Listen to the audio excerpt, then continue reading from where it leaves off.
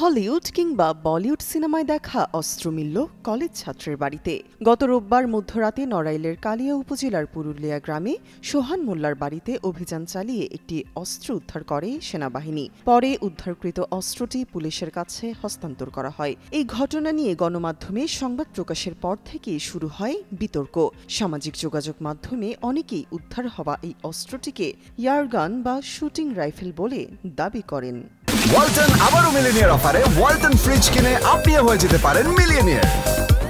Millionaire ছড়াছড়ি দেশ জুড়ে, এটা শুধু ওয়ালটনই পারে।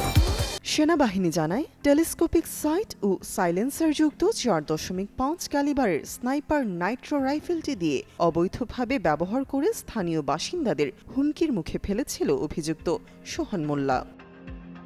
এদিকে কালিয়া থানার ভারপ্রাপ্ত কর্মকর্তা ওসি আবদুল্লাহ আল মামুন জানিয়েছেন, সেনাবাহিনী থেকে হস্তান্তরের পর অস্ত্রটি তাদের হেফাজতে রয়েছে। আদালতের অনুমতি নিয়ে বিশেষজ্ঞদের দ্বারা পরীক্ষা নিরীক্ষা করে দেখা যাবে এটি ফায়ারিং আর্মস নাকি ইয়ারগান। এরপর পরবর্তী আইনগত ব্যবস্থা নেওয়া হবে। অভিযানের সময় সোহানকে বাড়িতে পাওয়া যায়নি, তাই তাকে গ্রেপ্তার করা সম্ভব হয়নি। বর্তমানে সোহানের বাড়ি তালাবদ্ধ। প্রতিবেশীদের সাথে কথা বলে জানা যায়, সোহান খুলনার একটি কলেজে পড়াশোনা করেন।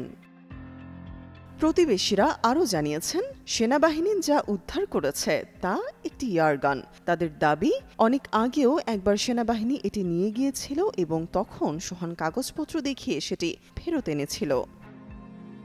এই ঘটনায় মঙ্গলবার দুপুর পর্যন্ত থানায় কোনো মামলা হয়নি। ওসি আবদুল্লাহ আল মামুন জানিয়েছেন, সোহান ও তার বাবার নামে এর আগে কোনো মামলা পাওয়া যায়নি। তাদের বিরুদ্ধে তদন্ত চলছে। তামান্না তাবাসসুম শ্রেয়া, যুগান্তর নিউজ।